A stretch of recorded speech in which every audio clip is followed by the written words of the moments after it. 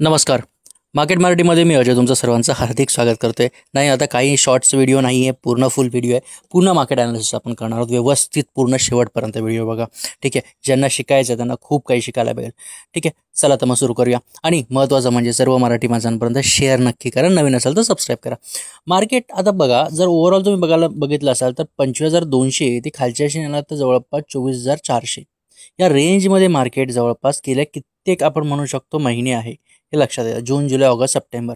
ठीक आहे, आता जवळपास ते लेवल जी आहे एकदा इथे तोडण्याचा प्रयत्न ह्या हायच्या इथे केला होता, कुठे ह्यावरती, आणि त्याच्यानंतर हा एकदा केला होता आणि आत्ता लेवल ते तोडायला जाते. म्हणजे जवळपास काय मार्केट जे आहे हे करंटला ब्रेकआउटचा विचार करतोय का डेलीवरती? उत्तर आहे हो. आणि ब्रेकआउट सक्सेसफुल झाला तर मार्केट परत एकदा 26,000 ते 26,500, 26,800 ते 27,000 पर्यंत सुद्धा जाताना बघायला मिळू शकतो.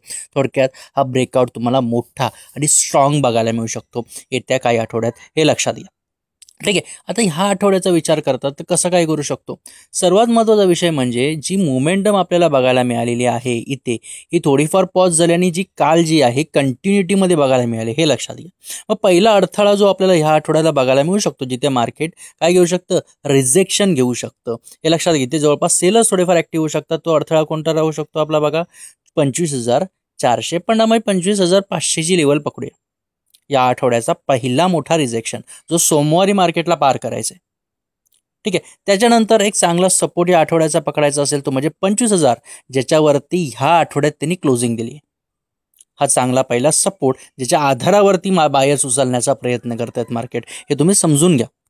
ओके, त्याच्यानंतरचा आपला रिजेक्शन असणार कोणता, जो इथे ही जी लेवल आहे ती लेवल कोणती, जरा वरच्या दिशेने येऊन बघूया. ती म्हणजे ह्या लेवलच्या आसपास. ती लेवल कोणती, इथे. मग जवळपास कुठली लेवल आहे ती, 25,700च्या आसपास किंवा 25,800. जवळपास काय ह्या आठवड्यात मार्केटने जर ही लेवल तोडली, 25,500च्या वरती मार्केट होल्ड झालं, तर तुम्हाला मुवमेंट जी आहे ती 25,600, 25,800 ते 26,000 पर्यंत तुम्हाला मार्केट मुवमेंट देताना या आठवड्यात तुम्हाला बघायला मिळू शकतं, हे लक्षात घ्या. सर नाही झालं तर काय करायचं आहे? सर्वात महत्त्वाचं म्हणजे मार्केट 25,200च्या वरती जी क्लोजिंग दिली आहे त्याच्यावरती मार्केट होल्ड करणं गरजेचं आहे. येस, इंट्राडेसाठीचा पहिला सपोर्ट बघायला मिळाला आहे, तो म्हणजे कोणता, 25,200. ती म्हणजे ही लेवल.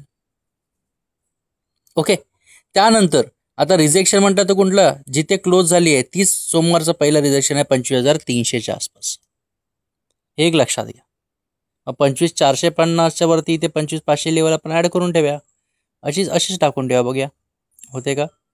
25,500ची लेवल ही राहिली आणि 25,600ची लेवल ही राहिली. ओके, आता इथून थेट जा 15 मिनिटावरती.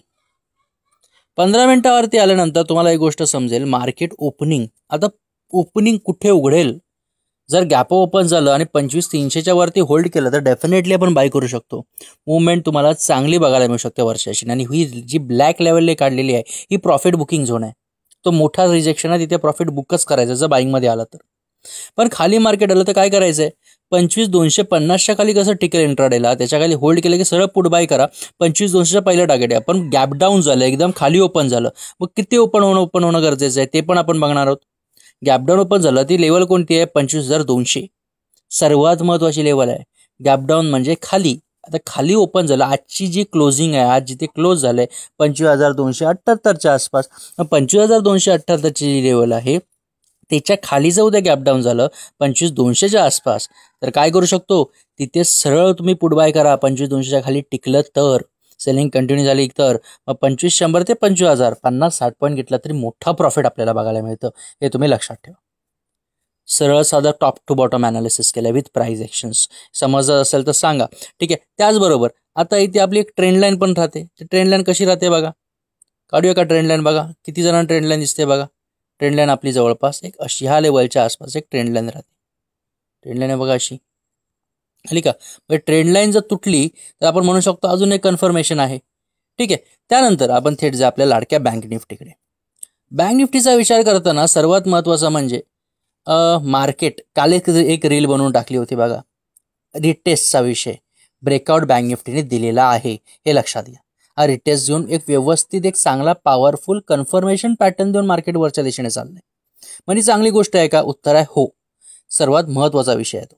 त्यानंतर आजच्या म्हणजे जवळपास आजचीच म्हणत नाही मी, शुक्रवारची जी कॅन्डल आहे त्याच कॅन्डलचा हाय आणि त्याच कॅन्डलचा लो हा सर्वात महत्त्वाचा आहे इंट्राडेसाठी बँक निफ्टीला. हे लक्षात घ्या. इंट्राडेसाठी सुद्धा आणि त्याचबरोबर मार्केटच्या मुवमेंटला सुद्धा हा सर्वात महत्त्वाचा आहे. कोणता? ही जी ग्रीन कॅन्डल आहे शुक्रवारची, तिचा हाय आणि तिचा लो. ओके. त्याचबरोबर आता रिजेक्शन लेवलसाठी सर्वात महत्त्वाचा लेवल कोणती? लक्षात घ्या. इथे ऑलरेडी मार्केट जे सेलिंग येण्याच्या आधी जे साईडवेज काही दिवस राहिलं होतं, कोणती?